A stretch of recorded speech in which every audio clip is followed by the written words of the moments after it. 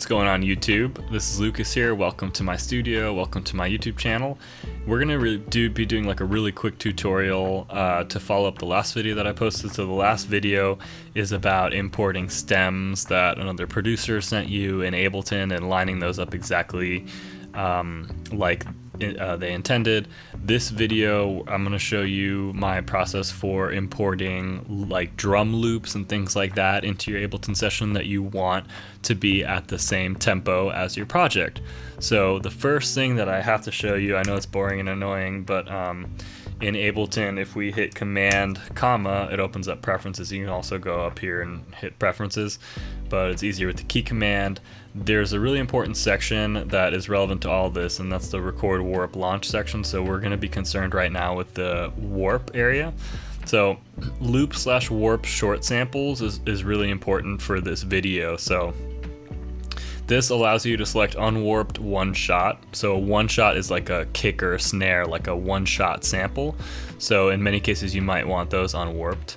You might want the one shots warped, like if they're 808s or something like that. You might want loops warped, so if you want all your loops warped, you can hit that. So a loop would be like a drum loop, a keys loop, or whatever, so that makes sense. And usually auto mode works really well for all this. You can leave it on auto, but I realize that this can be a little bit confusing if you're new to using Ableton. So let's do auto for now. And auto warp long samples is mainly what my last video talked about with like importing long samples. Would be like if someone sent you stems, like 1 minute, 2-3 minute long, like full songs with a beat, or you know, like keys, guitar, vocals, just like a full stem. That's like a long thing. So you may or may not want this on, but we won't be using that in this video. And I recommend doing default warp mode in complex. Because I find that that sounds the best for me, for like different instruments, but if you're mostly doing drums or whatever, you could try beats. But really between beats and complex, I like complex, so I'll suggest that you set it to that for this example. And create fades on clip edges. This is a personal preference, but fades are like little handles on the side of the clips that let you fade in and fade out. So I like to have them on, but some producers don't like to have it on, but that's a little bit irrelevant for this video. So now that we're set up here, let me show you what I would do here. So you can add folders right here, and I happen to have my splice folder right here, so I can open up drum loops, and let's open up a break. So I'll run the tempo back. And you'll see here, it automatically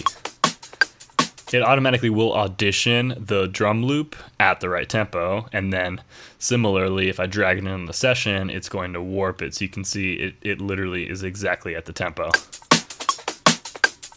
So that's perfect, right? So the way that I have this set up with those preferences should work perfectly for that. So I just wanted to explain this. So working with shorter like drum loops, keys loops, things like that is very different than working with like importing long form audio like stems and stuff like that get sent to you by another producer that are like a full track.